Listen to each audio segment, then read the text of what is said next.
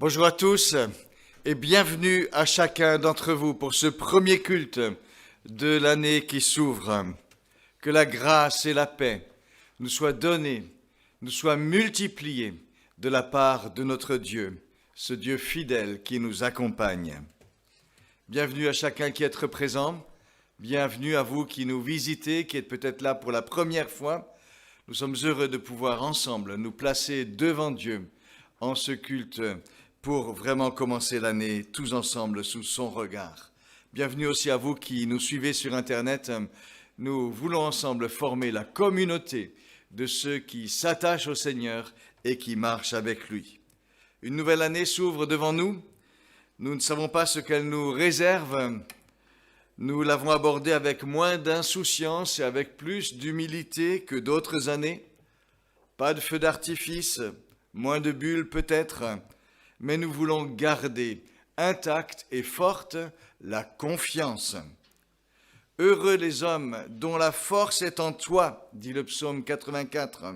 Ils trouvent dans leur cœur des chemins tout tracés. Heureux qui a pour secours le Dieu de Jacob, qui met son espoir dans l'Éternel, son Dieu. C'est ce que nous voulons faire, vivre en ce début d'année, mettre notre espoir, un plein espoir, un fort espoir dans le Seigneur, notre Dieu. Nos temps sont en sa main. Les projets de son cœur subsistent d'âge en âge. C'est lui qui a la puissance d'affermir toutes choses. Il nous ouvre la voie, il fortifie nos pas. Merci beaucoup de ce rappel qui est nécessaire pour nos vies. Alors je profite de l'occasion à ce que j'ai la parole ce matin pour vous souhaiter à toutes et à tous une très bonne année, accompagnée par le Seigneur, que vous puissiez encore profiter pour longtemps et que le Seigneur vous bénisse. Alors nous avons profité bien sûr de la période de Noël pour nous replonger dans les récits de la Nativité, les récits de la naissance de Jésus et de la venue de Jésus pour nous sauver, pour nous délivrer, pour nous pardonner. Et nous fêtons cette semaine, aujourd'hui, c'est sur mon calendrier, du coup, l'épiphanie. L'épiphanie, c'est un mot grec qui veut dire épiphanéa, qui veut dire manifestation ou apparition de Dieu. Et j'avais à cœur de vous parler de quelques hommes qui ont vécu de près la manifestation de Dieu. Et vous allez le voir, ce sont pour nous des exemples de foi, exemples d'adoration, de véritables chercheurs, des hommes qui ont soif de Dieu, soif d'aller plus loin, soif de vivre autre chose, et ils vont être pour nous comme des guides, des repères et des jalons pour que nous puissions venir caler notre foi sur la leur, sur leurs expériences. En Jésus-Christ, Dieu s'est manifesté, il s'est révélé, il s'est montré, il s'est rendu visible. Et le mot manifestation, c'est le fait de se révéler. Il s'est révélé. Découvrir quelque part un bout du voile pour se montrer. Alors, quel est le message de ces hommes qui ont vécu ça de près ? Nous avons vu à Noël, d'abord, les bergers qui se sont approchés de Jésus, les anges, et aujourd'hui, il s'agit des mages. Quel est le message qu'ils nous transmettent ? Quelle est leur démarche ? Parce qu'il va nous interpeller. Quelle est leur foi ? Moi, je trouve vraiment qu'elle est admirable. Elle est remarquable. Et on va essayer de découvrir ensemble ce que ces hommes ont à nous apporter et à nous communiquer. On va lire Matthieu au chapitre 2 à partir du verset 1er. Alors, si je trouve le bon truc...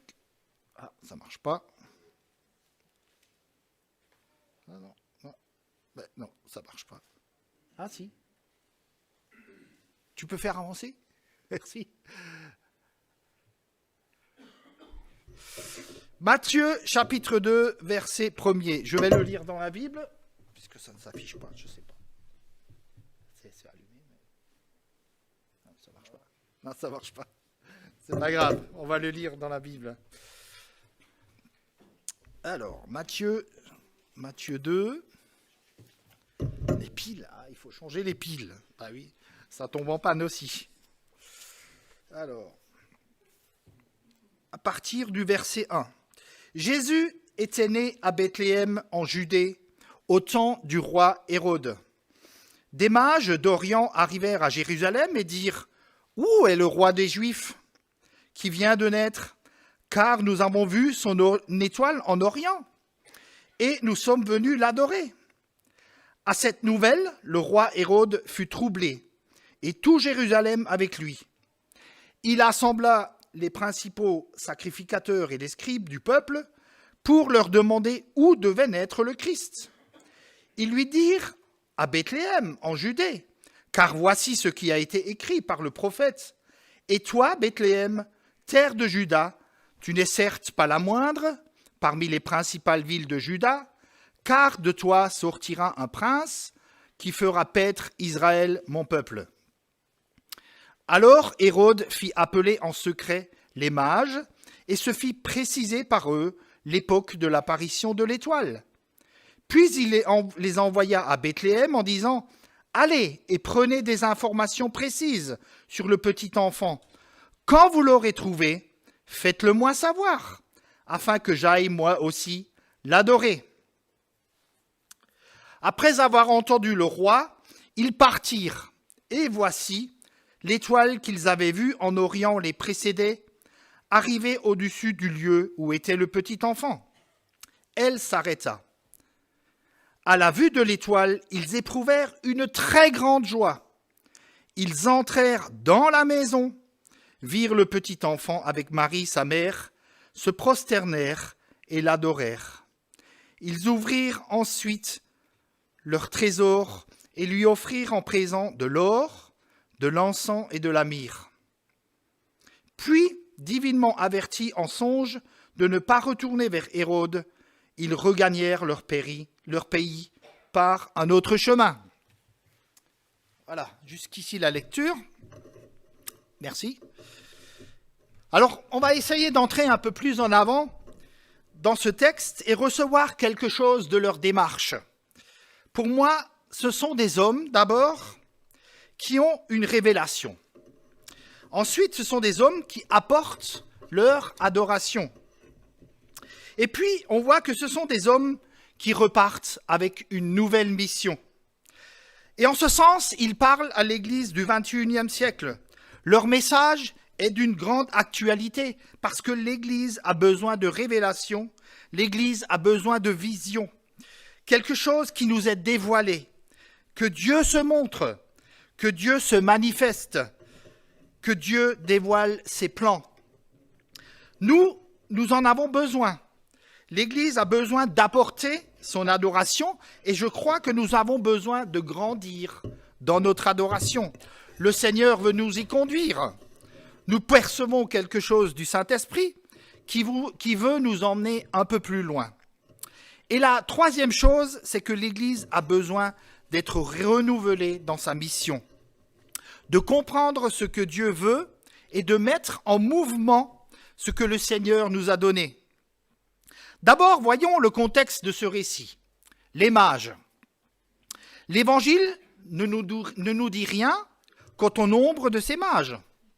On a pensé, la tradition a pensé qu'ils étaient 3, en raison des 3 cadeaux qui sont mentionnés. Mais en fait, l'Évangile ne dit rien. L'Évangile ne nous rapporte rien du nombre de personnes qu'ils étaient, de nombre de mages. On ne connaît pas non plus leur nom. Une tradition légendaire rapporte à partir du VIe siècle qu'ils s'appelleraient Melchior, Gaspard et Balthazar. Ça, c'est la légende. Mais ce n'est pas écrit dans la Bible. Ces mages, au fond, ce n'est pas des rois, mais ce sont des hommes reconnus pour leur sagesse. Ce sont des gens instruits dans bien des domaines. Par exemple, celui de la science, dans l'astronomie, dans l'histoire, la culture biblique. Et on apprend par exemple par le livre de Daniel que les mages faisaient partie des personnes les plus influentes de la société persane. Et je trouve que ça, mes amis, c'est quelque chose de beau. L'Évangile traverse toutes les couches de la société. Il y a une dimension transversale et c'est impressionnant. L'Évangile est accessible à tout homme, quelle que soit sa condition sociale, ses origines culturelles, ses origines religieuses, ethniques, etc. Dieu ne fait exception de personne. Dieu veut que tous les hommes soient sauvés et parviennent à la connaissance de la vérité. L'Évangile nous présente des échantillons de vie transformée. Par exemple, les pêcheurs professionnels, des vignerons, des collecteurs d'impôts, des ouvriers agricoles, du personnel pénitentiaire, des médecins, des gouvernants, des représentants de l'État et même des partis politiques, les zélotes. C'était un parti extrémiste de cette époque-là.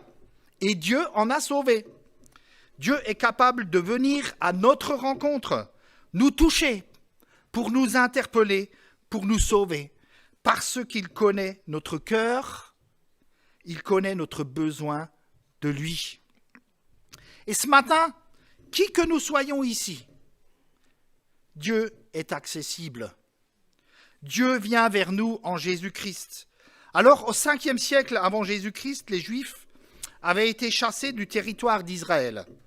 Ils avaient été emmenés en captivité à Babylone, et après un certain temps, 70 ans, à l'époque de Néhémie, à l'époque d'Esdras, le peuple a obtenu la permission de revenir dans son pays, en Israël.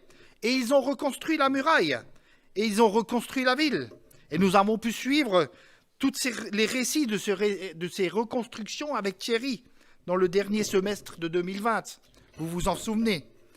Mais beaucoup d'entre eux se sont installés à Babylone et sont restés pour des affaires, pour du commerce, etc. Ils se sont vraiment installés.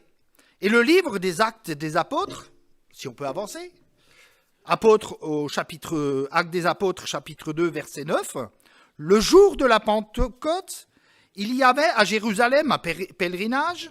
Les gens qui venaient de cette région du monde, Babylone, la Mésopotamie, qui est aujourd'hui l'Irak et l'Iran, et dans cette communauté juive, il y avait un peu partout des synagogues. Et dans ces synagogues, on enseignait la Torah, l'instruction, la loi de Moïse, les 5 livres de Moïse, Genèse, Exode, Nombre, Deutéronome, Lévitique. Et les mages avaient accès à ces enseignements. Ces récits bibliques qui ont fini par aiguiser leur curiosité, et cette curiosité s'est transformée en soif pour la vérité, en soif de connaître Dieu. Et c'est cette soif qui les a motivés et qui les a mis en mouvement. Alors mes amis, avons-nous soif ce matin? Avez-vous soif ce matin? Avons-nous soif de Dieu? Avons-nous soif de vérité? Avons-nous soif de la présence de Dieu? J'ai soif de ta présence, divin chef de ma foi. Dans ma faiblesse immense, que ferais-je sans toi? Ô chaque jour, à chaque heure, j'ai besoin de toi. Ce n'est pas leur intelligence, ce n'est pas leur érudition qui les a mis en mouvement, mais c'est leur soif. Et mes amis, c'est notre soif qui va faire la différence en 2021. C'est notre soif qui fera la différence pour recevoir de la part de Dieu. Moi, ce qui m'a toujours frappé avec Jésus, c'est qu'il y avait un amour égal pour chacun de ses disciples. Il en a eu 12. Il les a enseignés, il les a pris avec lui, et il avait un rapport vraiment égal. Mais en même temps, il y en a 3 qui se dégagent, qui sont plus particulièrement avec lui. Et puis, il y en a un qui les dépasse un petit peu tous, c'est Jean. Et on nous dit même que c'est le disciple que Jésus aimait. Alors, est-ce que ça veut dire que Jésus n'aimait pas les autres? Non. Si, il les aimait tous. Mais il y en avait un qui avait un peu plus soif que tous les autres. C'était Jean. Il est toujours sur la poitrine de Jésus, toujours plus proche, toujours là. Ce n'est pas parce qu'il voulait être un favori, mais c'est parce qu'il avait soif. Et moi, j'ai souvent remarqué, frères et sœurs, que c'est notre soif de Dieu qui fait la différence. Pourquoi un tel est plus béni que d'autres? Je ne sais pas. Je ne sais pas. Mais je comprends que c'est aussi une question de soif. Il y a plusieurs années de ça, je me souviens avoir été à un week-end de Pentecôte du côté du Geisberg. C'est dans le Bas-Rhin et quelques-uns ici, je pense, connaissent cet endroit pour y avoir été. Il y a plusieurs messages là qui sont délivrés sous une grande tente et où les chrétiens ensemble peuvent prier. Il y avait des gens qui venaient parfois de très loin. Et j'étais frappé par des hommes, des femmes, et je pense à ce couple de 80 ans qui a traversé la France en voiture. Ils ont traversé la France en 2 jours. Ils ont dormi dans la voiture et ils sont arrivés le lendemain. Et après, je me dis, mais ils ont été bénis. Mais je comprends pourquoi ils ont été bénis. Parce qu'ils se sont mis en route. Ils avaient soif de rencontrer Dieu. Elle dépend de plusieurs choses, bien sûr, cette soif, mais elle dépend aussi de notre soif de Dieu. Est-ce que nous avons soif de Dieu? On dit d'une manière un peu triviale qu'on ne peut pas faire boire un âne qui n'a pas soif. Alors, excusez-moi, loin de moi de vous traiter d'âne ce matin, mais c'est quand même une réalité. Si nous n'avons pas soif, le Seigneur dit, bon ben, si tu ne veux pas, voilà, tant pis. Mais si tu as soif, je peux te désaltérer. Et j'ai de quoi te désaltérer. Et c'est ce qui fait dire à Jésus, des sources d'eau vive jailliront de la vie intérieure, jusque dans la vie éternelle.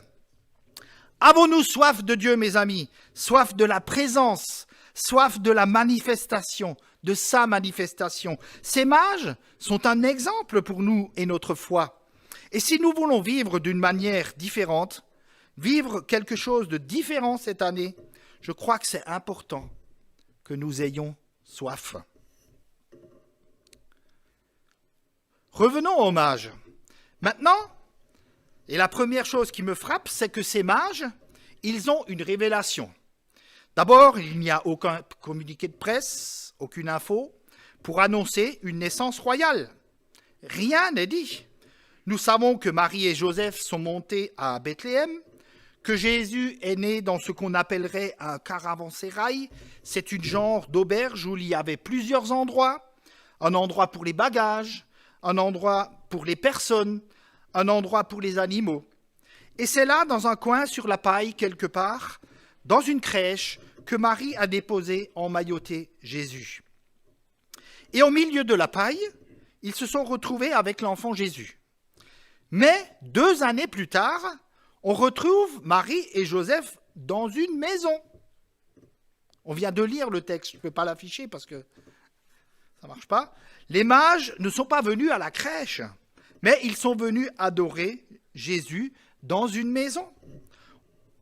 L'étoile s'est arrêtée au-dessus de la maison et ils sont entrés dans la maison. Les mages connaissent les textes bibliques, notamment Nombre, chapitre 24, verset 17, qui fait allusion à une étoile et un roi qui doit paraître. Un astre sort de Jacob, dit ce texte, un sceptre s'élève d'Israël. 12 siècles avant la naissance de Jésus, c'est dire si Dieu a de l'avance sur nous. Mes amis, Dieu a toujours de l'avance sur nous, toujours, et on n'arrivera jamais à le dépasser, jamais. Et c'est la raison pour laquelle je lui fais confiance. Il voit plus loin que moi, plus loin que le bout de mon nez. Il voit plus loin que nous. Il sait bien plus ce qui peut se passer et ce qui va se passer. La Bible dit qu'il n'a ni commencement de jour, ni fin de vie. Il est l'Éternel, je suis. C'est extraordinaire, et quand je pense à cela, je me dis, Seigneur, je fais bien de te donner ma vie. Je fais bien de te faire confiance, parce que tu sais mieux que moi. Et dans son plan, il voit les choses, il sait. 7 siècles avant la venue de Jésus, Michée, chapitre 5, verset 1, le texte nous dit « Et toi, Bethléem ?»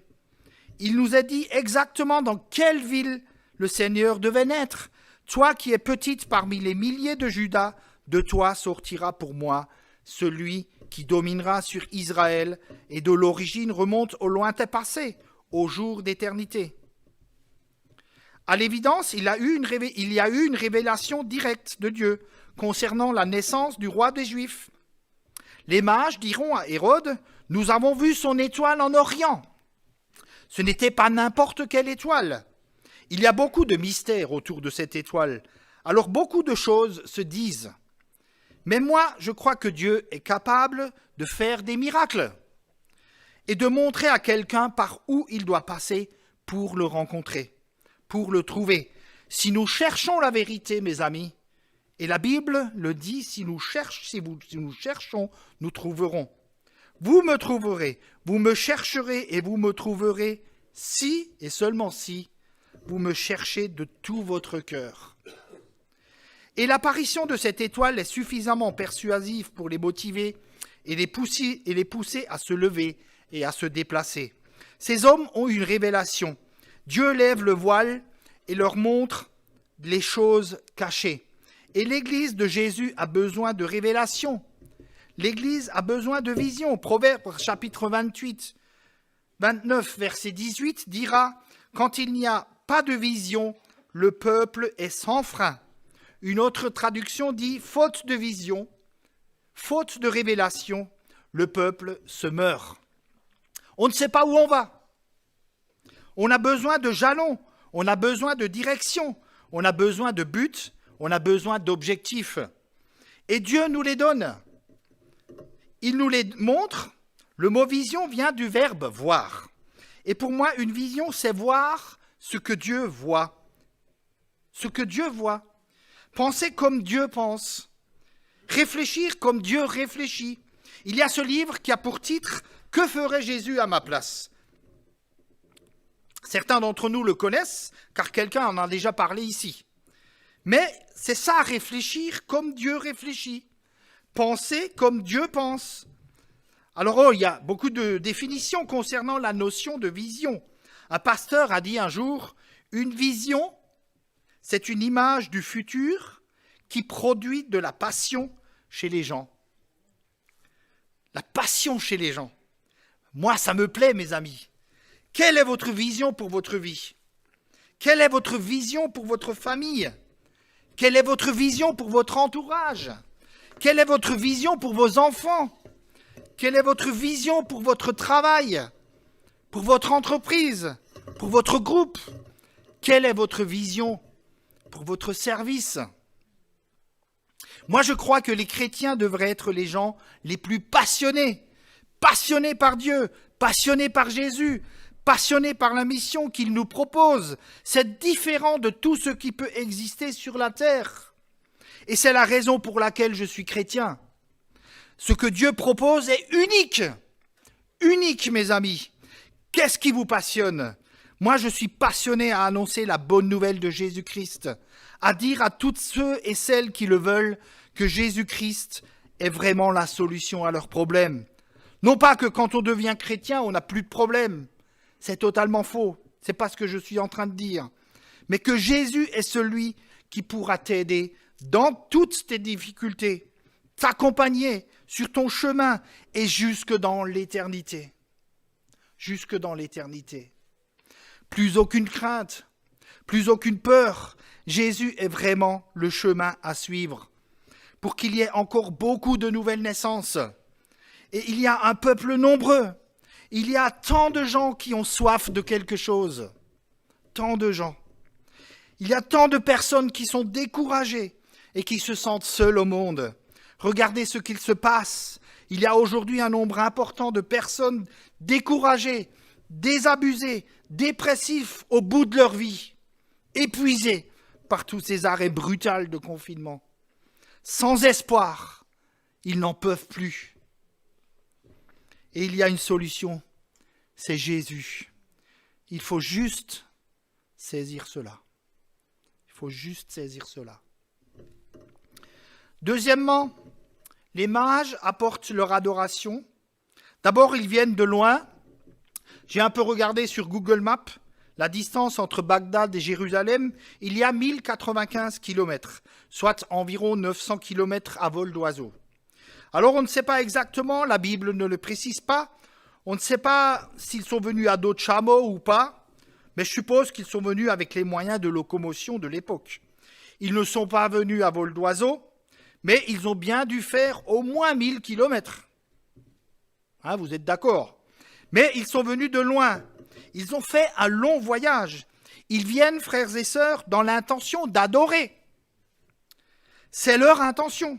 Je ne sais pas dans quelles intentions vous êtes venus ce matin. Mais moi, je suis venu adorer le Seigneur. C'est la raison d'être de notre culte ce matin. C'est lui notre priorité. On est venu pour lui. Pas pour nous voir tous. Alors c'est sympa de nous voir, mais on est venu premièrement pour lui. Après, bien sûr, il nous bénit. Ce sont les conséquences de notre rassemblement. Parce que lorsque l'on est béni, c'est impossible qu'on ne soit pas béni. Ils sont venus intentionnellement, c'était le but de leur déplacement. Quand on pense à la distance, quand on pense à la fatigue, quand on pense à la chaleur, à la poussière, en conditions de voyage de cette époque, mes amis, ils payent un prix. Il y a une dépense d'énergie derrière ce voyage. Il y a un sacrifice. Et adorer Dieu, c'est un sacrifice. Je pense à David qui, à un moment donné, construit un autel pour offrir un sacrifice à Dieu. Et à un moment donné, il se trouve dans une situation très difficile et très délicate. Il y a un homme qui vient vers lui, qui s'appelle Ornan, et Ornan va lui fournir du bois. Il va lui fournir les bêtes, il va lui fournir les céréales, et il dit, voilà David, voilà pour offrir à Dieu. Et à ce moment-là, David se retourne, et il lui dit, non. Ornan voulait lui offrir gratuitement. Il dit non, je n'offrirai pas à l'Éternel un sacrifice qui ne me coûte rien. Mais je veux l'acheter et payer le prix fort. Et la véritable adoration, elle n'est jamais gratuite. Elle nous coûte. Elle nous coûte. Peut-être ça vous a coûté votre grasse matinée ce matin, mais elle nous coûte. Et c'est peut-être la raison pour laquelle nous sommes un peu timides dans notre louange. Ça, c'est une forme d'adoration, la louange, la prière.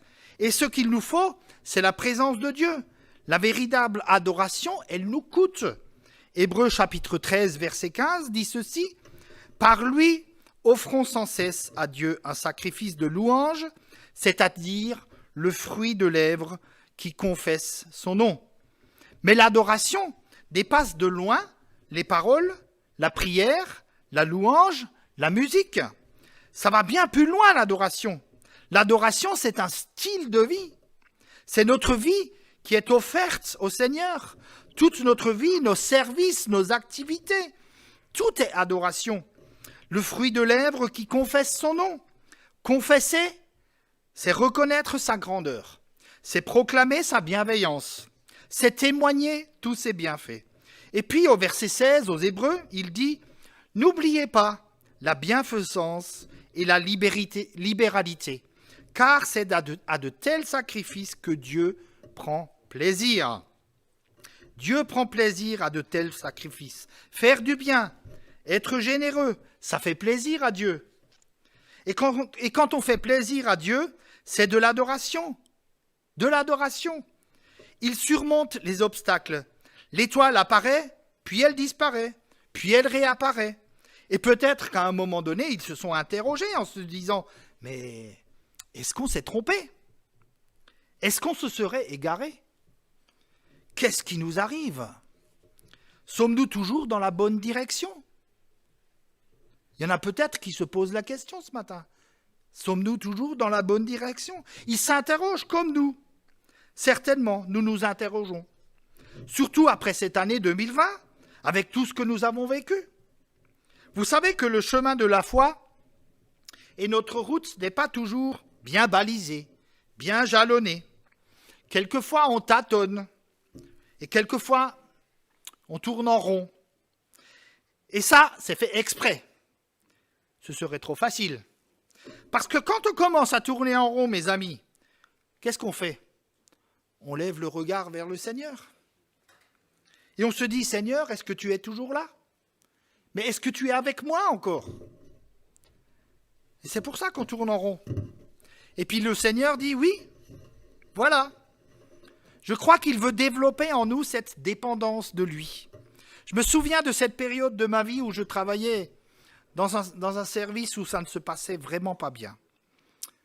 Mon chef a tenté à plusieurs reprises de me harceler moralement afin que je quitte l'entreprise. Ça a duré 3 ans. Tout ce que je faisais, tout ce que je dessinais ne lui convenait pas. Et il y a des matins où j'allais au travail en pleurant. Et je priais le Seigneur en lui disant « Mais où est-ce que tu veux que j'aille ? Je me sens perdu. » Et je priais le Seigneur lui disant « Donne-moi un autre travail, Seigneur, j'en peux plus. » Et je priais et je priais. Et durant des mois, je n'ai rien vu arriver.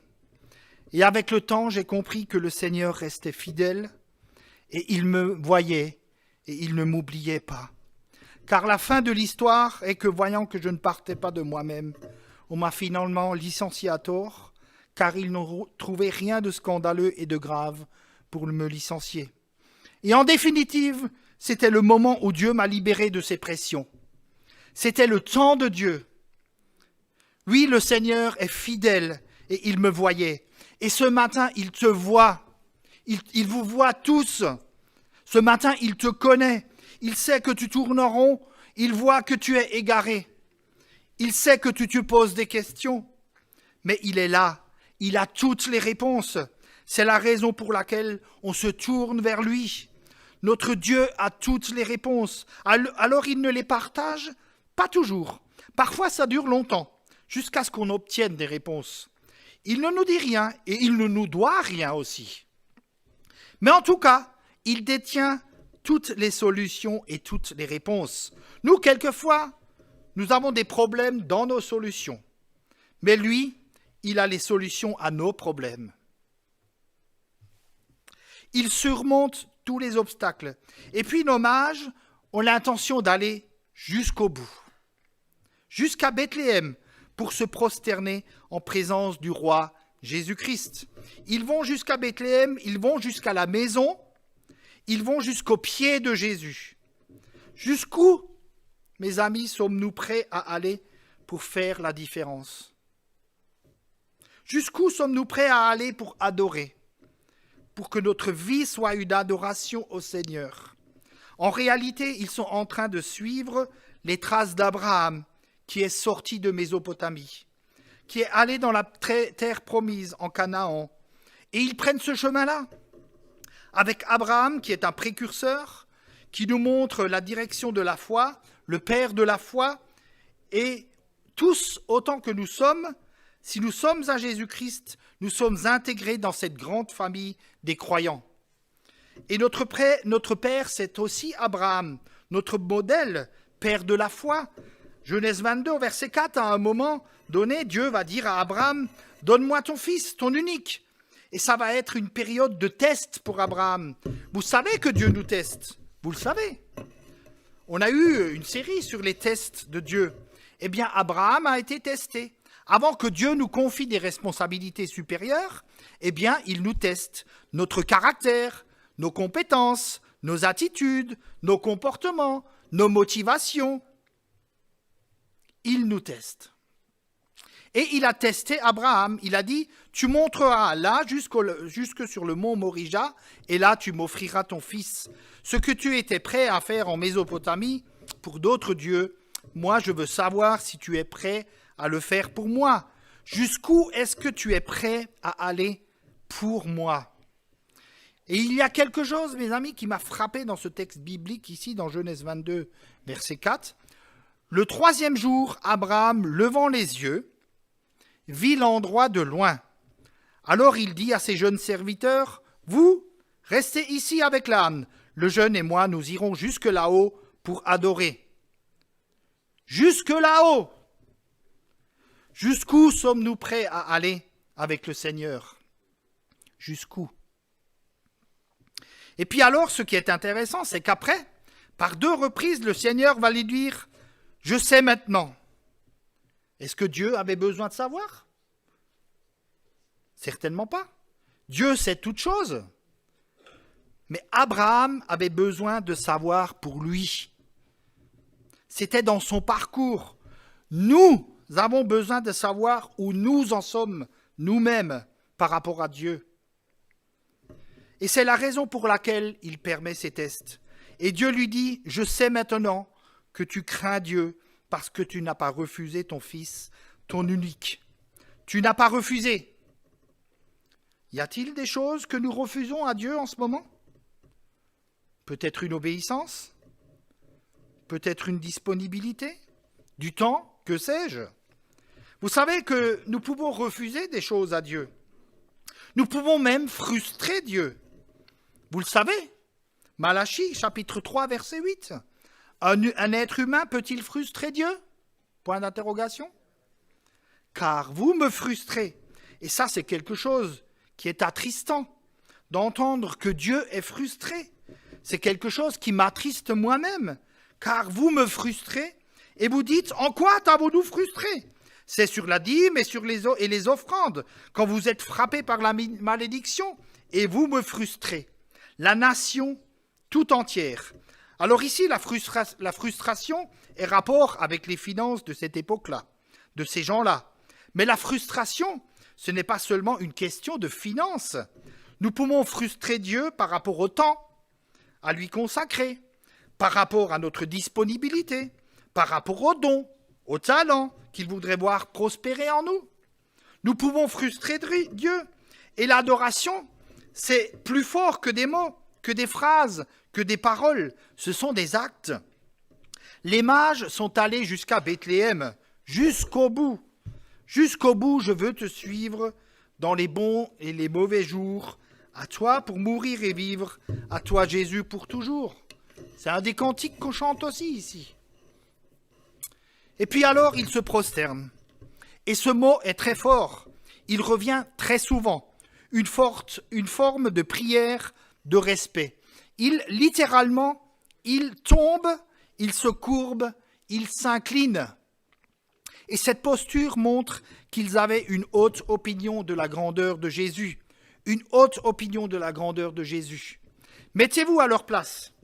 Ils étudient pendant des années et ils sont là au bout de leur recherche. Et enfin, ils se trouvent devant celui dont il est question dans toutes les Écritures. Eux, les mages, les grands érudits, ils se prosternent. C'est incroyable. C'est comme si Emmanuel Macron se prosternait devant Jésus.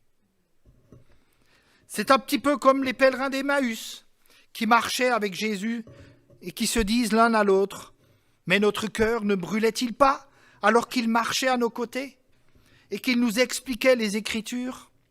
Là, ils voient la révélation, la manifestation de Dieu. Ils sont tout à fait submergés par cela. Cette posture montre qu'ils avaient une haute opinion de sa grandeur.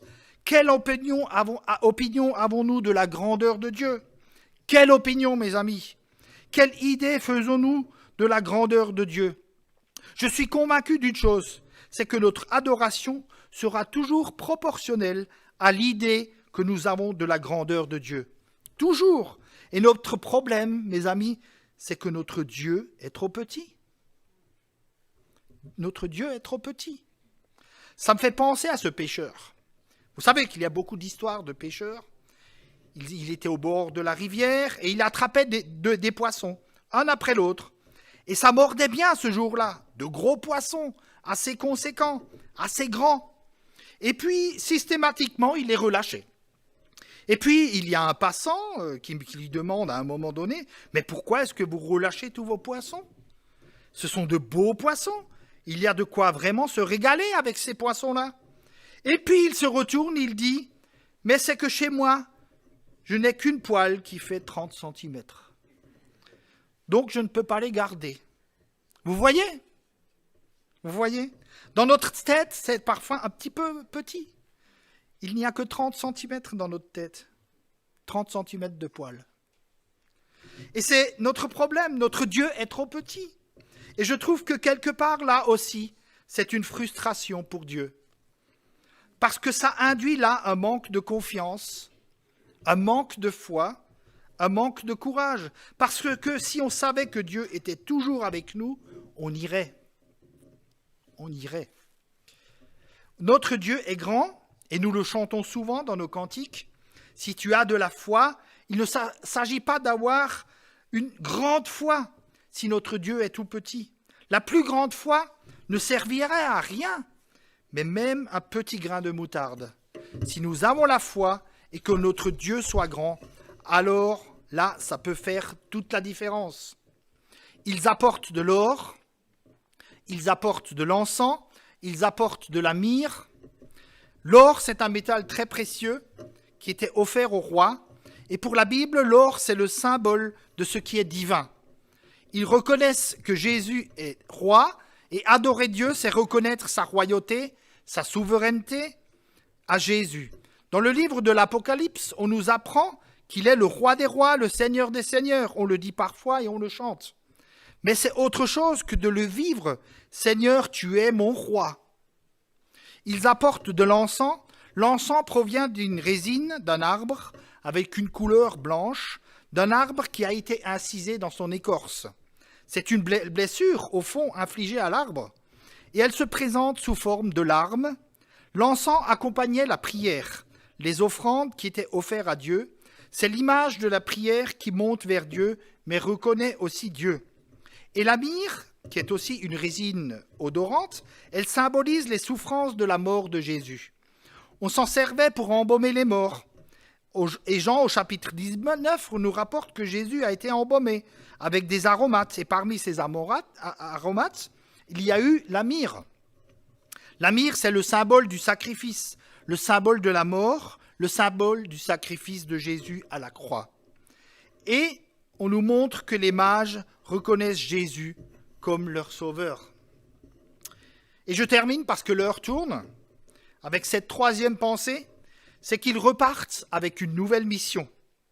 Ils sont repartis par un autre chemin pour regagner leur pays. Et Dieu leur avait dit de ne plus rencontrer Hérode, Hérode qui pourrait être une image de notre adversaire, compte tenu de sa méchanceté, de sa cruauté, avec ses plans horribles. Ne retournez pas vers Hérode, mais partez vers un autre chemin, une nouvelle route pour regagner leur pays. Et très certainement, arrivés chez eux dans leur pays, ils ont raconté ce qu'ils ont vécu. Ils ont même écrit tout ce qu'ils ont vécu. Ils ont rendu témoignage de leur foi, de leur roi, de leur Dieu et de leur Sauveur. Et bien des années plus tard, au moment de la Pentecôte, une trentaine d'années plus tard, on voit arriver à Jérusalem des gens de la Mésopotamie qui entendent parler par le Saint-Esprit, des gens qui parlent en langue et qui racontent les merveilles de Dieu et qui viennent confirmer tout ce qui avait été dit. Vous voyez, tout se tient dans la parole. Tout se tient. Et ça, mes amis, c'est extraordinaire. Le plan de Dieu dévoilé en Jésus-Christ et qui prend forme dans la vie de l'Église. Et voilà ces témoins en plein Jérusalem en train de raconter les merveilles de Dieu. C'est formidable de voir l'équipe de Marc sonner aux portes pour distribuer les bredala aux habitants du quartier et raconter les merveilles de Dieu. Alors on n'a pas pu faire en 2020 à cause de la situation sanitaire. Mais je crois, frères et sœurs, que notre mission, elle n'est pas nouvelle. Mais que Dieu veut renouveler l'urgence de l'évangélisation. Je crois que le Seigneur voudrait nous renouveler dans l'accomplissement de cette mission. Et nous avons besoin d'être renouvelés. Nous avons besoin d'être rafraîchis. Nous avons besoin du Saint-Esprit. Et avant de terminer, mes amis, on va préparer nos cœurs. Parce qu'on ne peut pas quitter ce lieu sans avoir donné une réponse au Seigneur. On ne peut pas partir d'ici sans lui avoir dit oui ou non. Vous pouvez dire non, puis vous repartez. Sans lui avoir dit oui, oui Seigneur, c'est une nouvelle année. Elle ne changera rien pour moi si moi je ne change pas d'attitude. Si moi je n'ai pas soif, si moi je ne veux pas aller jusqu'au bout avec toi. Si moi je ne veux pas que ça change, ça ne changera pas. Ce n'est pas l'année qui va faire la différence, mes amis. Mais c'est mon attitude, c'est ma soif, c'est ma prière, c'est ma demande à Dieu, c'est ma façon d'adorer. Est-ce que je veux être de ceux qui ressemblent aux mages ? Est-ce que je veux me laisser inspirer par la foi de ces mages? Est-ce que Dieu veut me parler? Est-ce que je n'ai pas besoin de révélations nouvelles? Est-ce que je n'ai pas besoin de nouvelles visions? Est-ce que je n'ai pas besoin de comprendre ce que c'est que l'adoration? Est-ce que je n'ai pas besoin d'être renouvelé dans ma mission? Moi, je le crois. Est-ce que vous le croyez aussi?